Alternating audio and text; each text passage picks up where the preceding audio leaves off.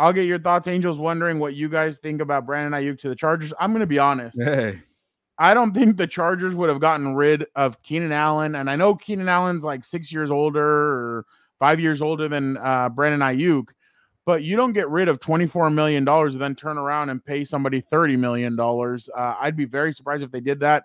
I know the Chargers have a lot of money coming up next offseason, but you have to take care of Rashawn Slater. You have to see what Asante Samuel is going to be. So, I mean, there's just they're going to want to spend money elsewhere, I'm sure, instead of spending it on Brandon Aiyuk too. I don't think they're going to give up a first-round draft pick for him or Joey Bosa. I think that Jim Harbaugh has been has been an advocate for, we want to beat our defense with the pass rushers. Right now, they have 4 solid pass rushers that could affect the game.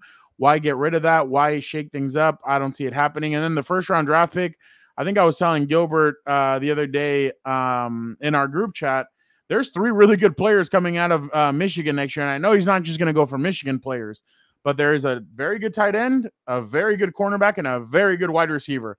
The Chargers need help on all 3 areas. And I think the defensive tackle, too, might be top 10. Yeah, the defensive tackle. They need help in all 4 of those areas. So why not just wait and next offseason get a receiver that's going to be a lot cheaper? You're going to have him on a cheaper contract for 4 or 5 years. So I don't think Brandon Aiyuk is coming to the Chargers. I'd be very surprised if they did that. That's just from what I've gathered in the first 6 months of the Jim Harbaugh era. That's not a move that Jim Harbaugh is going to make. What says you, Gilberto Antonio Manzano? Yeah, you got my middle name right. It's not Alejandro, it's Juan. You can see, I always want to say Alejandro. I love when you try and guess mine, but no, you got it right the second time. I got it right. But you know, people don't like when I say this because people don't like this word, but it's kind of like a feel out year. You want to get the foundation going. You want to know the philosophy. You want to just be in line with the new GM or the new coaching. So there's a lot of players who are like, okay, let's see what you're about. Let's see what you got. And then if you fit that culture and you feel the Jim Harbaugh way and the Joe Ortiz way, then you're in for year 2, year 3, year 4. You're a core guy. You're a blue chip guy. You're a foundational piece. And friend, I think right now the Chargers are trying to figure out, Ladd McConkey, you're a 2nd-round pick. Are you that guy? Or even a 1st-round pick like Quentin Johnson, like very talented. If you catch the freaking football, let's give you a year and find out.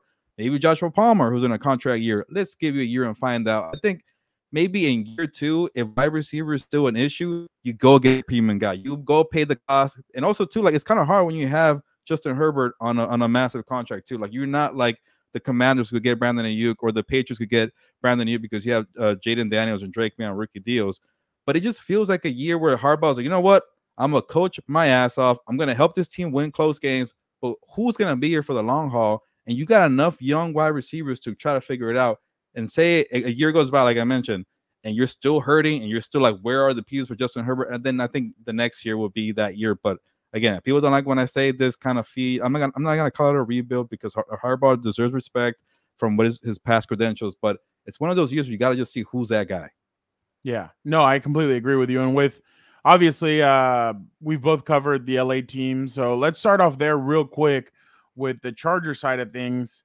What did you make of the Daiyan Henley interview and what I talked about with him? I want to give you a shout out for the interview with Daiyan Henley. And the first thing I thought, Fernando, when I was going through your video before we posted it, I'm like, hey, this is a good interview. He's a good talker. This guy's a 2nd-year player, pretty much a rookie. That was a fun interview. And then the second that you asked him about Jim Harbaugh, and he said, I'm going to give you behind the scenes. That's when I was like, oh, okay, what do you got here? And he pretty much just said everybody wanted Jim Harbaugh. Everybody was checking their phones, hire Jim Harbaugh. The group text was, having a good time when he was a hired coach. And then Daiyan Henley saying, you know what, the second that we got our guy, it was more like, let's get down to business because this guy's hard to, get to prove yourself to the guy and also get the trust of the coach because he's known to be a hard ass. He's also energy and fun. But when it comes to the nitty gritty, he's a hard ass. He's a tough ass. You better impress Jim Harbaugh immediately. So that was pretty cool to see that, Fernando.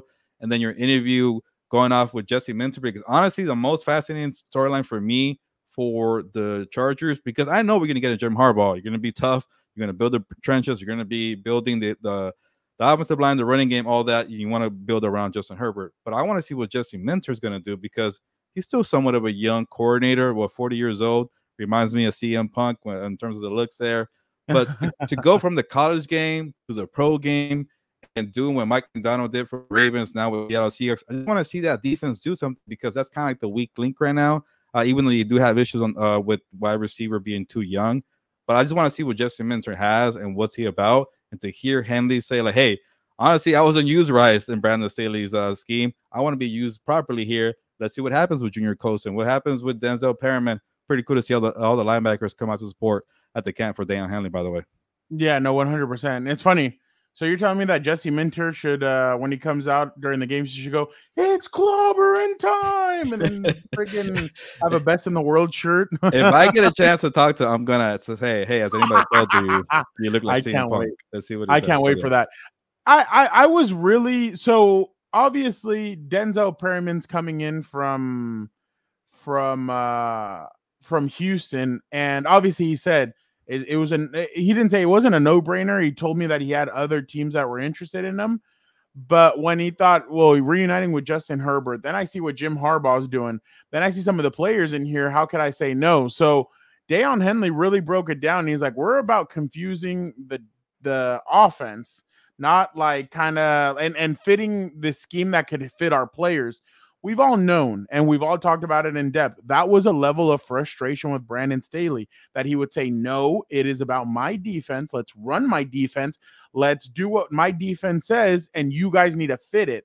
That was the and that's the thing, Gilbert. When Brandon Staley came in, he said, I want to use my defense to fit the players that I have. He didn't end up doing that, and you could tell there was frustration, especially in that Chiefs game, where I think in the first half, Travis Kelce had over 100 yards and a touchdown or two.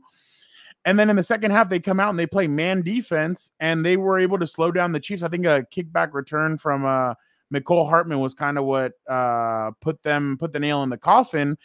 But that's kind of the level of frustration. And here it seems like Jesse Minter and Jim Harbaugh are going to try and run a different kind of style of defense.